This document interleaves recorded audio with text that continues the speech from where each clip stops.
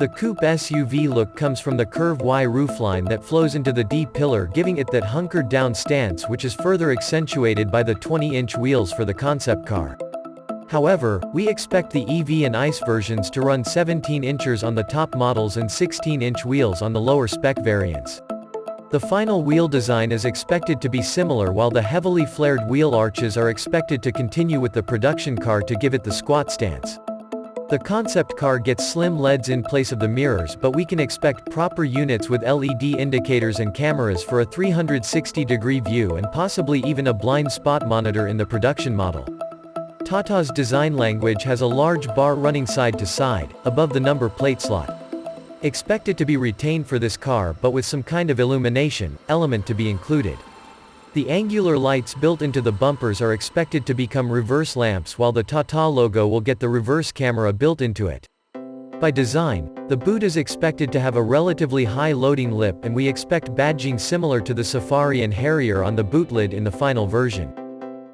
The overall design is an evolution of the current Tata styling language and is a preview of its future cabin's design elements. Topping this list is the new 2-spoke steering with haptic controls, a new climate interface as well as dual digital screens. They are all expected to make their way into the production spec model as well as future cars from the Tata stable. A detailed look at the new center console reveals dual-zone climate control, a CNG button, auto park and a 360-degree camera. These are all indicative of features we can expect to become commonplace over the next few years across various Tata cars. The 2-spoke steering wheel is the first look at the future of Tata's steering wheels. It's flat-bottomed and the controls are all haptic-enabled, a first for Tata. This haptic touch will also be available for the center console control cluster. Tata has said that it is going heavy on recyclable materials, and that's a majority of what's expected to be featured in the seats, door cards as well as parts of the dashboard. We also expect this blue color to make its way into the production spec model of the Curvv EV. The touchscreen is around 10 inches and showcases features like cruise control, drive modes and a compass.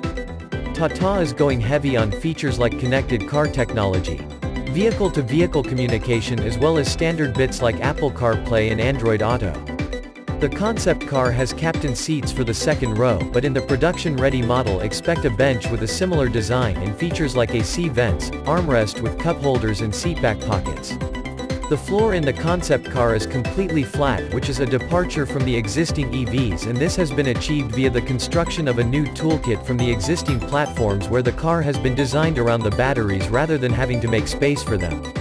This flat floor will be carried over for the production-ready EV and ICE versions. The Curvv will arrive as an EV first with a range of 400 to 450 km, greatly upping the capacity of Gen 1 cars like the Nexon and Tigor EV.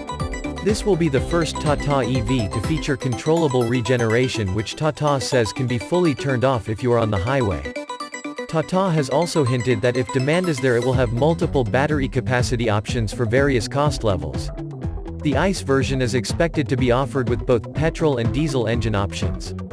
The former is also expected to get a CNG option, while ED and MT options are expected to be standard for both engine options. Tata has said that the production-ready version of the Curvv will be launched in 2024.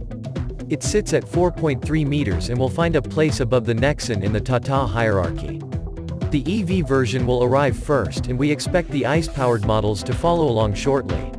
When launched, in ICE guise, it will be a rival for the likes of the Hyundai Creta, Kia Seltos, Nissan Kicks as well as future SUV models from Maruti Suzuki and Toyota.